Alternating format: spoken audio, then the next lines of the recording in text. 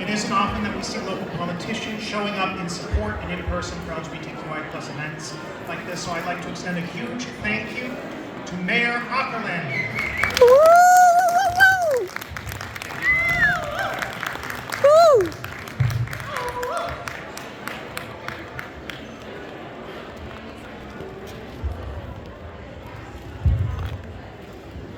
Thank you, James.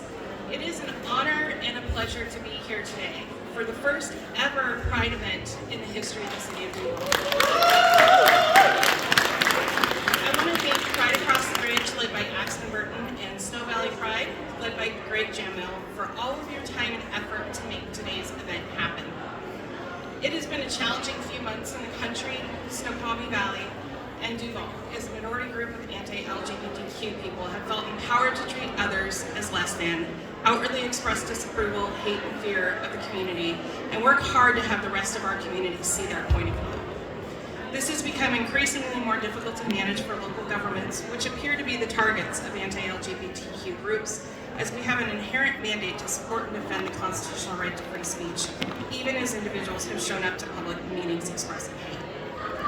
Anytime anyone comes to a public forum to tear down another human being, it's hard to bear witness to. It's even harder when individuals express long-debunked stereotypes that cause direct harm or re-traumatizing members of our community. As a longtime supporter of the LGBTQIA community, watching and having to experience backward slides and vocal public acceptance that we're seeing today is exceedingly heartbreaking and disappointing. It highlights the need to continually educate, normalize, and provide support and acceptance to the LGBTQIA community as an important group within our society. Having been involved in government and politics at all levels for 20 years now, I have the good fortune of being there when some of the biggest advances in LGBTQIA rights have occurred. I will never forget watching the historic civil rights bill being approved by the Washington State's legislature and then signed into law, or the day civil marriage became legal, and finally, the U.S. Supreme Court affirming the rights of gay people to marry. The real impacts of these advances and their critical importance to fair and just representation for the LGBTQIA community were just beginning to come into clear focus. As we head into rocky and previously uncharted waters, it appears to be setting up for a major storm. We need to come together in support of a fully inclusive community and protect the constitutional rights that are once again at risk nationally. At the same time, there is a lot of positive to reflect upon. In 2019, I was proud to be the first mayor of the city of Duvall to fly the Pride flag for Pride Month and issue a proclamation of support. I have and will continue to raise the flag each year in support and recognitions of the decades of struggles and progress the LGBTQIA community has experienced, and in full support of the value that members of the community bring to our Snoqualmie Valley. I feel it's important to share that I don't think I can even count on two hands the number of emails, phone calls, or letters that oppose the city's actions of raising the flag and issuing the proclamation. Yet, since that time, challenges to that support have become clear, most recently due to lack of policy for city fences that was turned into a wholly unnecessary political and cultural fight that had a schedule for resolution. Unfortunately, those that did not support the LGBTQI community expression of support refused to let the policy process play out and force the city's hand. We are left in a constitutionally protected free speech position of either leaving an anti-LGBTQ Christian nationalist flag up with the beautiful Pride balloon installation or removing everything. We made the gut-wrenching decision to do the former, with our dedicated city administrator personally removing the ribbons to ensure that they remained intact, and placing them in her office for safekeeping and to honor the hard work that created a beautiful display. This came closely on the heels of Christian nationalist, anti-LGBTQ, and racist propaganda being dropped on lawns from Monroe to Carnation, and a series of Pride Flag Fests in the city of Carnation, which all rose to the level of FBI notification.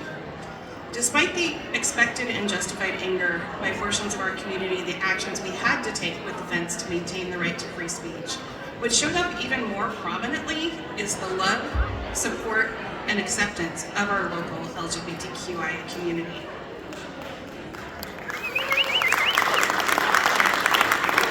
The harm that so many people felt cannot be undone. Yet the rallying of the community just shows how far we have come as a city.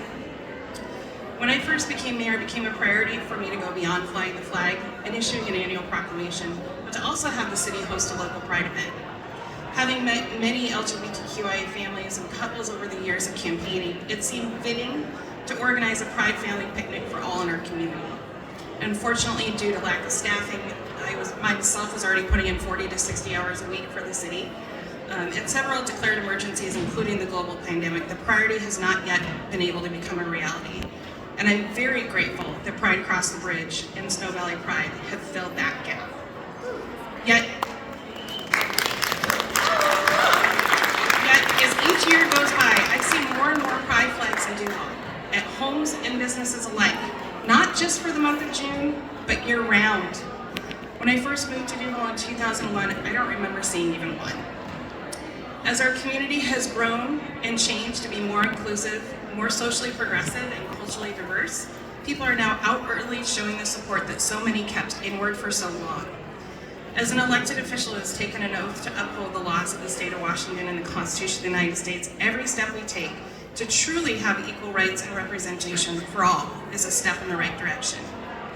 As a mom, raising 2 kids in a world with an uncertain future, this becomes even more important each day. As a relative and friend of members of the LGBTQ community, whose stories I don't have the permission to share publicly, the stories that many of you have shared with me personally are so similar and gut-wrenching. They play a key role in my continuing commitment to ensuring that our community is a safe and welcoming place for all.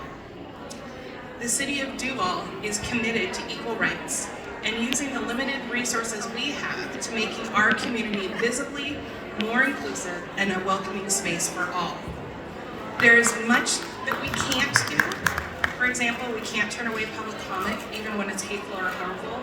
But what we can do to make a positive difference, we are.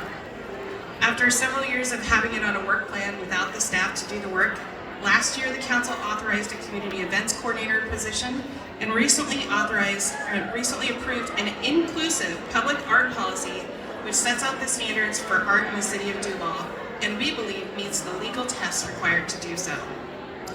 We have changed the purpose of the Duvall Cultural Commission, which was defunct due to lack of staffing, and recently appointed 7 new members who will begin their work very soon, some of whom are in this room today. As many of us at the city have grappled with the conflict of our strong personal allyship with the LGBTQIA community versus what government can and can't do, council members have come up with simple but impactful ways to make people feel welcome and included in our community. A great example is the welcome and inclusive community signs that were the idea of Councilmember Ron Mercer. On Tuesday, council agreed to move forward with installing signs throughout the city, and businesses will be provided with the opportunity to display them as well. Yet with so much work to be done, the city can't do it without support from the community and outside groups like Pride Across the Bridge and Snow Valley Pride.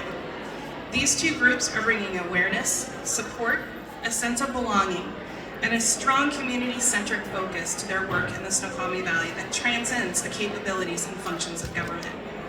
Since their beginning, the outward support and inclusion in the Valley is palpable. For that, I as an individual and as an elected official am incredibly grateful. I also want to call out Empower Youth Network and the Gay Straight Alliance at Cedar Crest High School. These groups, especially Empower Youth Network, provide support for our youth when they need it the most, as well as a sense of belonging for those in need. Before I close today, I want to acknowledge the recent loss in our community, in the queer community, and express my deepest condolences to the family, friends, classmates, and bandmates of Alice. As our community once again works to make sense of and heal from tragedy, let's work together to love and support one another, knock down untruth rhetoric, and celebrate the richness of culture that comes along with being an ever more diverse community. Let's all continue working together to support one another and make sure that we are a safe place for all. I want to thank you again to Pride Across the Bridge and Snow Valley Pride for organizing this event and for your dedication and commitment to the LGBTQIA community in the Snoqualmie Valley. And thank you all for coming out today to celebrate the rich culture that this community brings to the Snoqualmie Valley. Thank you.